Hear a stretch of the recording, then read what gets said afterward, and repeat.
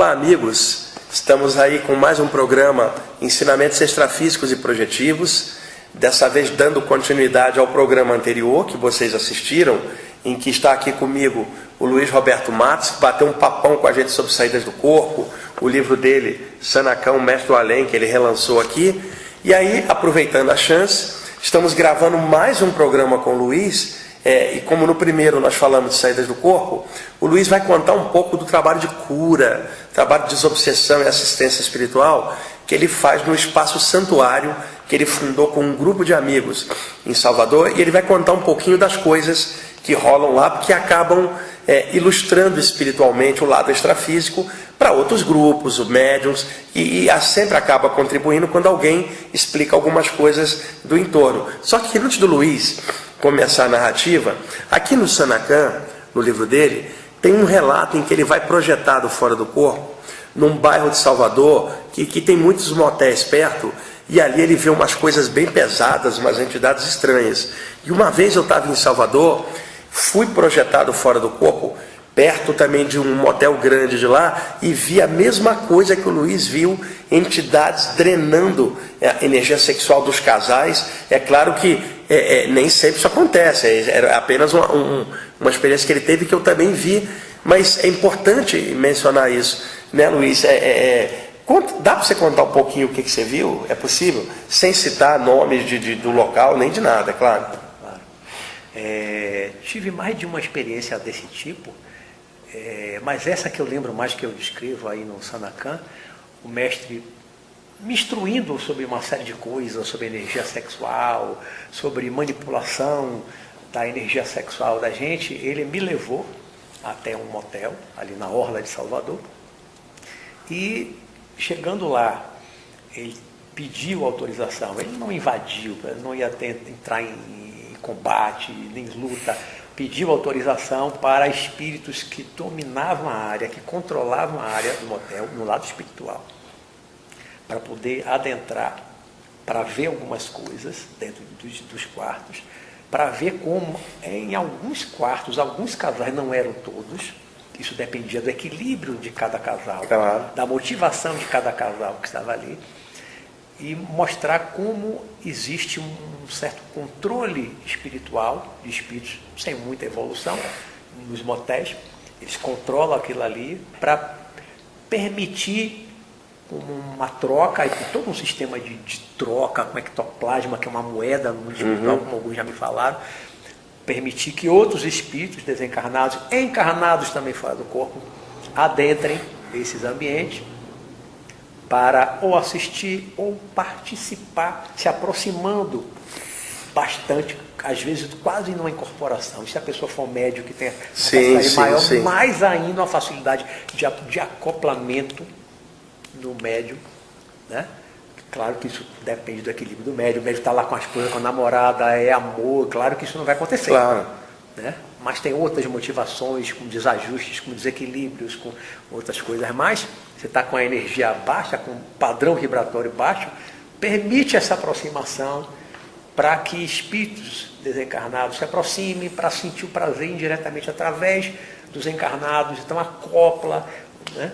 E sentem muito próximo às vezes do que o encarnado está sentindo. Então há toda uma manipulação. Isso eu vi mais de uma vez, né, em motéis. E fora o lance do consumo de álcool e droga, às vezes que também exacerba isso. Potencializa. Jefferson, por favor, no próximo programa, anota aí, me lembra, de eu contar uma experiência que eu tive fora do corpo aqui, eu dormindo em casa, no bairro da Saúde, fui projetado dentro de um motel aqui de São Paulo, e eu fui postado por um amparador para proteger um casal que estava dentro do quarto, que eu não cheguei a ver, porque desceria um espírito para encaixar.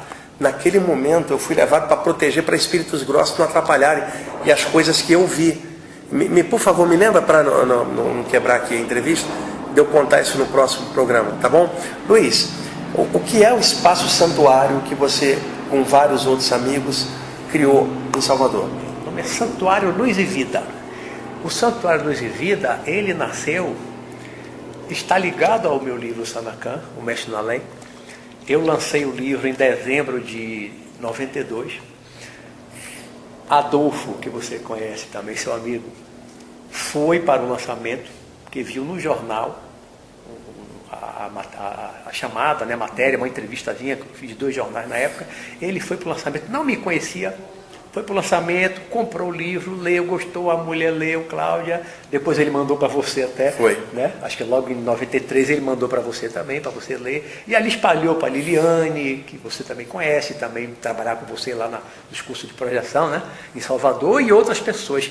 A partir disso, em 93 eu fui para o Egito, né? E lá também conheci pessoas que eu conversei sobre o livro, sobre projeção. Quando eu voltei, eu tive um sonho, em 94, tive um sonho entre aspas, né? Não foi uma saída consciente, mas eu lembrava claramente de estar num lugar onde tinha um auditório, havia várias pessoas, mas eu não conhecia ninguém ali. E nesse auditório, eu estava falando para aquelas pessoas e dizendo que ia criar um grupo de estudo de projeção astral, para aquelas pessoas que eu não conhecia. Aquilo era do plano espiritual, do plano astral. Sim. Né? Poucos meses depois, eu aí comecei a entrar em contato com algumas pessoas, perguntando se tinha interesse em participar de um grupo de estudo de projeção astral. Aí alugamos um espaço chamado Espaço Uranus, por 6 meses, lá no Rio Vermelho, na orla do Rio Vermelho, perto da casa de Liliane, né, que você conheceu. E aí nós começamos uns encontros, um encontro semanal com aquele grupo que devia ter umas 20 a 25 pessoas, os primeiros encontros, com a ideia de praticar a projeção astral. Né? Mas tivemos algumas dificuldades, ataques espirituais, o mentor espiritual... O lugar não era adequado lá. O lugar não era adequado, que a casa estava abandonada há muito tempo, que ali era uma espécie de albergue de espíritos desocupados que andavam pela rua. Aí era complicado. E não era bom, que a gente não devia fazer ali e tal, e aí nós paramos. E ali, quando nós paramos a prática da projeção astral, aí nós pensamos, vamos fazer o quê? Aí eu sugeri, nós começamos a trabalhar com cura, dar um passo no outro, estudar a energia e tal, e aí começou. 6 meses depois, nós estávamos alugando já um outro espaço, que era um espaço numa clínica Renascer, uma sala maior. Já estava, ali foi um embrião do Santuário Luz e Vida, com uns colchonetes no chão. Ali ainda começamos a atender pacientes com prancheta, com um prontuário de cada um. Aí na época era aquele passe mesmo de centro espírita. Quem sabia dar, como eu tinha feito vários cursos, eu fiz centro espírita há muitos anos, 15 anos dentro do centro espírita, tomei cursos. O pessoal que fazia reiki, que era canal reiki, aí tinha vários, Adolfo, Liliane, muitos que tinham feito os cursos de reiki, canal reiki. Então o santuário começou fazendo passe canal e reiki. Passe reiki. Exatamente o passe espírita, exatamente o reiki, aquela sessão, acho que era 1h30 longa. Mas a gente tinha as incorporações dos mentores espirituais, os nossos médios, que iam passando informações, e nós fomos, ao longo do tempo, modificando o passe, acrescentando algumas coisas diferentes no passe. Então a gente tem um passe muito próprio, que é o passe lá do Santuário de Vida, é um passe voltado para a desobsessão. Então ele tem uns toques diferentes do passe. Quer dizer, só para contextualizar melhor para o pessoal, o passe que, por exemplo, vocês desenvolveram lá, ele não é um passe só para energização, aquela coisa básica, não. Ele está sendo o quê? Um passe para desligamento de presenças pesadas em volta. Lá no santuário, a pessoa quando entra, passa por uma triagem, e aí se decide qual é o tratamento. Tá. Então você tem energização, canalização, passe, atendimento, como é que se diz, psicológico, acompanhamento psicológico, nós temos psicólogos. Atualmente não temos, mas tivemos durante muitos anos, porque hoje a gente está sem um médium que fazia isso. Né, com a incorporação, cirurgias mediúnicas, tivemos durante muito tempo também, a gente chamava de atendimento individualizado, quando ia para a equipe espiritual, fazia cirurgias, sem corte, sem sangue, usava bisturi, alguma coisa, mas sem sair sangue, aí fazia umas cirurgias assim, bastante avançadas e tal. E o passe, só vai para o passe no santuário quem teve detectado a influência espiritual nociva. Tá. Aí vai para o passe, que tem um toque do desligamento e tal. Então, uma pessoa está com outro problema, que não é da influência espiritual nociva, negativa, como obsessão, não vai para o passe. Tem canalização, tem energização, tem outros tratamentos. Tá, um tratamento mais de energização mais básico. Tem agora fitoterapia, tem uma série de tratamentos lá, são vários. Ah, que legal. E lá também tinha, não sei se tem ainda, Luiz, Acupuntura também, né? Também, acupuntura. Continua esse trabalho lá? Continua. Que legal isso aí, hein? Tem acupuntura, tem massoterapia, tem a fitoterapia, trabalha muito com ervas. Tem espíritos que são especializados nisso, e lá no santuário, num quintal muito grande, se planta as ervas lá mesmo. Então colhe a erva, assim, faltando 1 hora para começar o trabalho. Não compra mais uma folha, foi colhida de manhã cedo para usar de noite, porque ele perde muito da vitalidade da planta e tal. Ô Luiz, no trabalho de desobsessão, né, esse de destravar essas ligações negativas com entidades que estão em cima das pessoas, o que você tem visto ao longo dos anos? Porque, por exemplo, eu trabalhei muitos anos com desobsessão, você trabalha também. De uns tempos para cá, por causa talvez de grupos de apometria, que também são grupos que fazem um trabalho excelente, eu cheguei a conhecer o José Lacerda, o médico lá gaúcho que trouxe o método para cá, que é autor do livro Espírito e Vida. Eu estava com o Valdo Vieira uma época, em 1988, em Porto Alegre, e o Lacerda deu um livro para o Valdo e um para mim, e autografou na época. E o que acontece? Por causa da apometria ter se popularizado, muita gente começou a generalizar a questão de chips, artefatos pequenininhos que os obsessores colocariam na aura da pessoa. Isso, é claro, existe. Aparelhos parasitas. Aparelhos parasitas. Eu sempre fala no livro. E sempre digo que no passado os obsessores não tinham tecnologia, então pegavam uma farpa de energia e crau, né? Então hoje tecnologia avança no mundo e no mundo espiritual, é claro que isso existe. Mas, Luiz, você não acha que existe um exagero? O pessoal, aquele está todo chipado. O pessoal nem parou para analisar. E o que eu acho, né, eu queria ver sua opinião também, é que 90% das obsessões ainda seguem o velho modus operandi da influência mental de uma inteligência extrafísica sobre a outra. Então eu queria que você desse a sua opinião sobre isso para mim. Eu só vim ouvir falar em aparelhos parasitas, essas coisas, quando eu comecei a ler os livros psicografados por Robson Pinheiro. Há alguns anos, eu li uns 14 livros dele, né, nos últimos anos. Antes disso, toda a literatura que eu tinha lido espírita nunca tinha falado nisso. Também não via nas sessões mediúnicas, eu participo de mediúnica desde 1977, e nunca tinha visto. Mas, depois que eu comecei a ler no livro, de uns anos, vou botar 5 anos, talvez um pouco mais para cá, na reunião mediúnica, eu tive contato com alguns casos, mas realmente uma minoria muito pequena dos casos de obsessão, que a pessoa tinha um aparelho implantado, que tinha um ovoide implantado, esse tipo de coisa. Realmente, eu, pela minha experiência, aí 38 anos de experiência mediúnica, também trabalhei muito com desobsessão, muitas reuniões que eu participei, fui coordenador de vários grupos também de mediúnicos. E na minha, se eu fosse falar assim, uma estatística minha, da minha experiência, eu concordo com você. Mais de 90% é aquele método antigo tradicional, a influência mental e energética no processo obsessivo, a esmagadora maioria. Até porque o que a gente vê até na literatura, por exemplo, dos livros psicografados por Robson Pinheiro, que esses casos de obsessão, que são obsessões complexas, como ele chama, as obsessões complexas que usam aparelhos, sim, esses aparelhos são desenvolvidos por cientistas desencarnados. Gênios do mal, são né? Gênios do mal, são cientistas. E nem todo espírito desencarnado que quer se vingar ali do outro tem cacife até para chegar a organizações criminosas de espíritos desencarnados, sim, que tem esses aparelhos para implantar um aparelho. Não é qualquer um. Isso. Não é qualquer obsessão simples. Eu desencarnei, tenho raiva de Wagner, vou perturbar Wagner, então vou arranjar um aparelho para implantar Wagner. Isso é uma coisa rara. Isso é uma coisa muito rara. São raríssimos os casos. E também não é qualquer médium, qualquer doutrinador, num grupo de desobsessão, que vai detectar facilmente um aparelho desse implantado na pessoa. Sim. E vou lhe dizer uma coisa, agora eu vou falar da experiência própria. Eu já tive em mim implantado um aparelho na base da minha coluna, uma época que eu não estava lá muito equilibrado, muitos anos atrás. Eu tive um aparelho implantado em mim. Não fiz nenhuma cirurgia mediúnica, nada para tirar.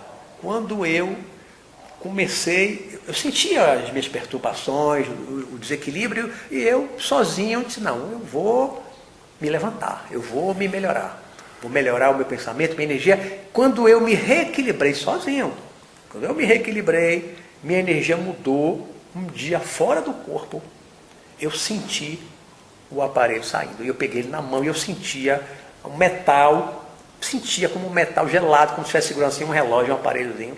Eu senti ele na mão. E depois eu conversando com um mentor do santuário, me explicou, né, na base da coluna, né, usando a energia sexual Sim. e tal.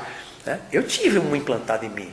E além disso, já tive 2 ovoides também implantados em mim. Que quando eu me reequilibrei, eu senti eles também saindo. Só que, aí uma coisa interessante, que quando eles saíram, também estava fora do corpo. Né? Momentos diferentes. Eu estava andando numa rua, numa cidade espiritual, e sentia um negócio assim, como se fosse uma barata, um inseto, alguma coisa saindo na minha calça, assim, descendo, escorregando, como se fosse uma barata grande. Aí saiu, eu sacudia o pé e caía no chão. Eu via como se fosse uma barata, mas uma barata grande, enorme, 2. Eu vi aquilo. Aí depois eu conversando com um dos mentores lá do trabalho, e eu contando para ele, descrevendo, tal, ele muito sábio, muito evoluído, ele disse assim: meu filho, isso que você viu, que estava implantado em você, eram ovoides. Aí eu falei: mas por que eu vi em formato de barata? Porque o seu cérebro, você nunca tinha visto um ovoide, nunca viu um ovoide antes, nem fora do corpo, nunca viu um ovoide. E a coisa mais repugnante, repulsiva que você conhece, e é verdade, é uma barata. Coisa mais repugnante para mim é uma barata. Pô, uma aranha pode passar em cima de mim, cobra lá, mas uma barata passar não é medo, mas é uma repulsa, né? Tem uma repulsa por barata. Então a coisa mais repugnante que tinha no meu cérebro era uma barata. Então quando aquilo saiu de mim, o cérebro, quando traduziu, claro, para trazer para o consciente, para trazer aqui na memória, parecia como uma barata enorme saindo.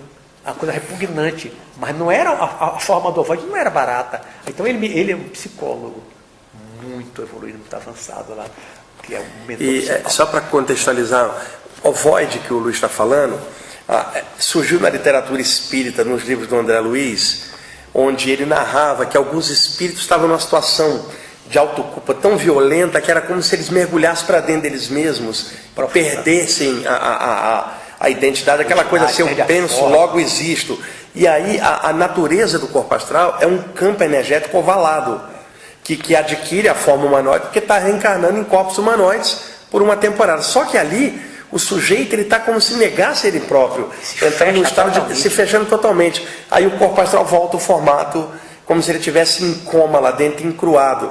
E aí alguns espíritos obsessores terríveis pegam uma entidade infelicitada dessa e coloca na aura de alguém para que esse estado doentio da pessoa afete a outra pessoa. Ô, Luiz, e outra coisa, é muito comum as pessoas colocarem a culpa dos seus infortúnios no mundo espiritual na influência negativa. E mesmo que tenha uma entidade assediando, semelhante atrai semelhante. Nunca é um processo de uma mão única de lá para cá. Claro. Se tem uma entidade colada na pessoa, alguma coisa nela permite essa conexão. Então, na minha visão, a maioria dos assédios espirituais, os obsessores não são culpados do que eles encontram, eles são exploradores do que eles encontram. Enquanto o campo fértil entra e taca fogo na gasolina que eles encontram. Então eles não criam aquilo, eles acham aquilo e dinamizam. O que você acha disso? É isso? Perfeito.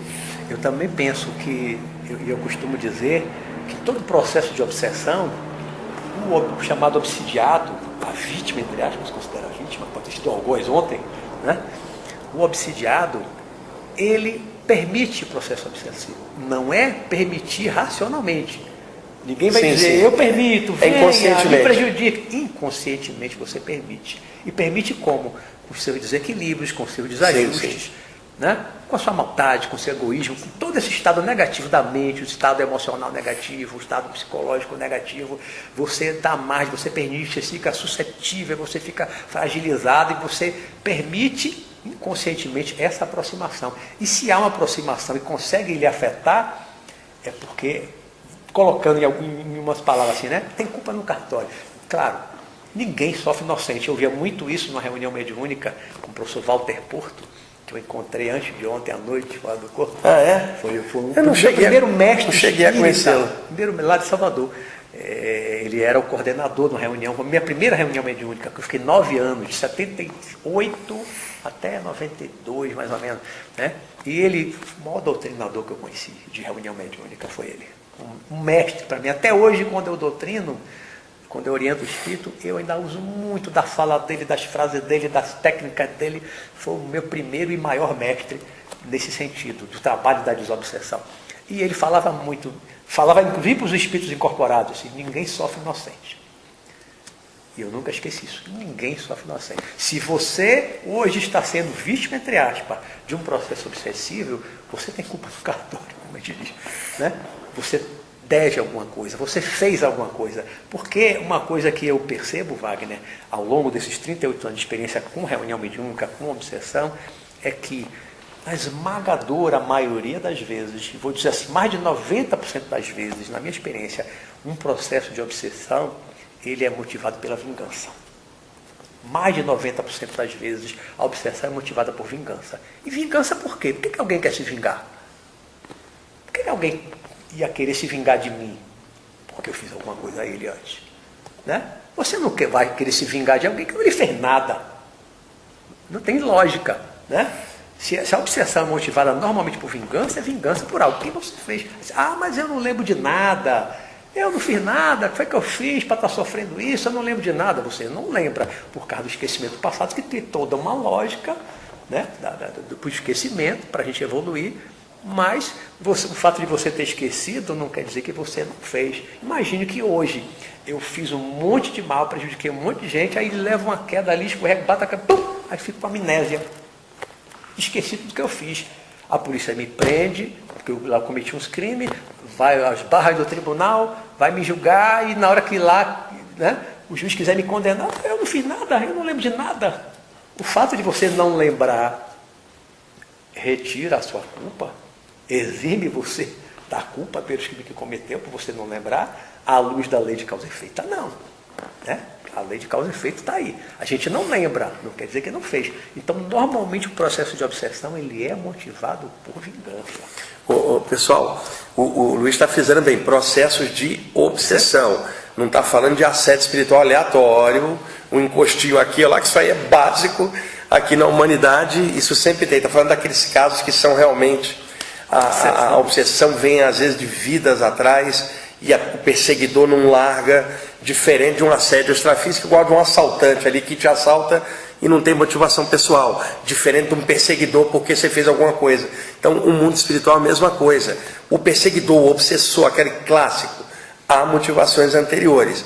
E os assédios espirituais aleatórios, eles fazem parte, como a gente pode ser assaltado ali na rua, pode sofrer um assalto extrafísico de uma entidade que nunca te viu, só quer roubar a tua energia. Mas o que ele está frisando são os casos de obsessão bem crônico. Luiz... Deixa eu falar uma coisa rapidinho em relação a isso.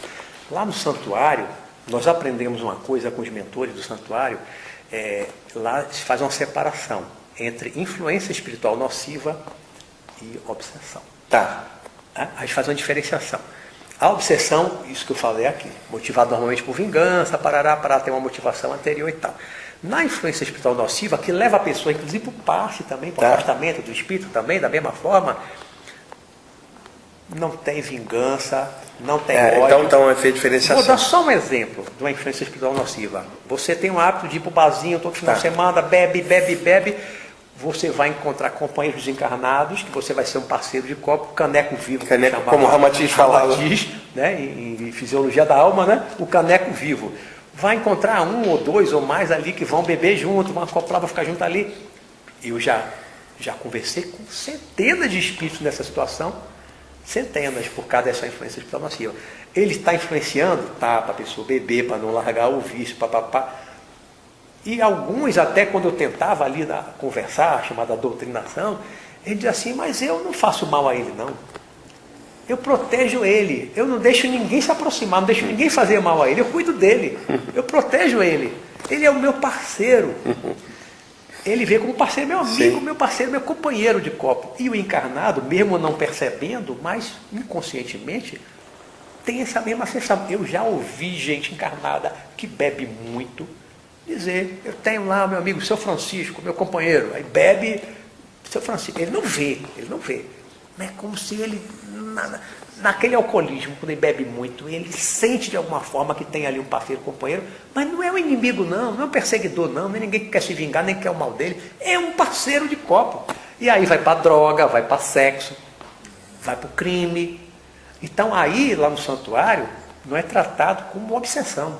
Sim. É uma influência espiritual nociva. E é mais fácil você afastar. Sim, porque Essas o pessoas motivo é mais do que simples. Que está cheio de ódio querendo se vingar. Então esse tratamento é mais rápido e bem mais fácil. Um parente que desencarnou, já cansei de ver, Está encostado ali. Está lá, morreu, está doente, com uma doença grave, um câncer, uma tuberculose, não sai de dentro de casa, não quer sair dali, não sabe nem para onde ir, não tem noção de mundo espiritual, nunca acreditou em vida após a morte, nada disso, fica dentro de casa, não quer sair dali. Vai influenciar as pessoas mais sensíveis, o próprio filho, a mulher que de repente começa a adoecer. Agora, aquela pessoa que está ali desencarnada, está querendo fazer o mal ao filho, à mulher que ele ama? Não. Mas ele está doente, a simples presença dele ali junto começa a passar Energias pesadas. Energia pesada, negativa, doentia, aí o parente começa a adoecer. Esses são muito mais fáceis da gente conversar e convencer, ele tira ele, vai para a cidade, vai para o hospital se tratar no cidade espiritual e segue o caminho desse. Mas a vingança é bem mais complicada. Que legal esse trabalho que estão fazendo lá. O nosso tempo já está chegando ao fim aí, 2 blocos, aí a gente gravou o programa, o anterior e esse aqui, tudo junto, né? Isso dividido em 2 programas. E eu quero agradecer a sua presença aqui, Luiz, você ter permitido aí esse compartilhamento de informação com nossos amigos internautas aí. Enriqueceu bastante a tua presença aqui. Todo meu. Aí próxima vez que você vier em Salvador aqui, a gente sempre eu me sinto honrado. Você sabe que eu gosto muito de você, gosto muito do seu trabalho, admiro o seu trabalho. Né? Quando você vai a Salvador, sempre que eu tenho conhecimento, eu tenho a oportunidade de vou assistir uma palestra. Né? Tenho vários dos seus livros também. Aliás, agora, 15 dias atrás, eu estava num evento de ufologia em Salvador, e aí depois fui jantar com ele, e quem estava junto? O Robson Pinheiro. Estava lá jantando com ele. Um abração aí, Robson, se você estiver assistindo o programa. O Robson deve estar esses dias aqui em São Paulo também, ficou de ligar para mim para a gente jantar e conversar um pouco. É bom a gente ter essas amizades com pessoas que fazem trabalhos legais, cada um do seu jeito. Gente trabalhando para o bem, né? E legal que nós somos amigos, a gente vai somando um com o outro. Sem preconceito, sem estar criticando o aquela babaquice, ficar competindo com o outro, o meu trabalho é melhor. Isso é uma besteira enorme. Eu, graças a Deus, tenho amizade com a maioria das pessoas que trabalham com coisa boa aqui no país nessa área. E é muito legal ter trazido o Luiz aqui. Com uma hora eu vou trazer o Robson. O Robson já esteve na rádio comigo. E também estou levando o Luiz para a rádio fazer um programa comigo. Provavelmente, talvez quando esse programa entrar no ar, talvez você até já tenha ouvido, mas eu vou levar um pouquinho para compartilhar com os ouvintes da rádio, um pouquinho da experiência do Luiz também. Tá bom? Então, obrigadão, Luiz. Jefferson hoje ficou ali atrás, gente, para operar o equipamento, está ali também prestando muita atenção, e é ele que é o cara que é o mentor aqui do programa, viu, Luiz? Ele que é o cara que é o gerenciador aqui das coisas, sem ele nós estamos fritos. A luz nos bastidores. Ele é a luz dos bastidores. Os bastidores são eu e você. Né? Ele é a luz ali do programa. Estou aqui aprendendo. Então, gente, o livro do Sanacan, para quem não pegou ainda, O Mestre no Além, vê se vocês conseguem um livraço sobre saídas do corpo. Vale a pena vocês darem uma conferida, tá bom? Gente, brigadão aí pela audiência. Até o próximo programa.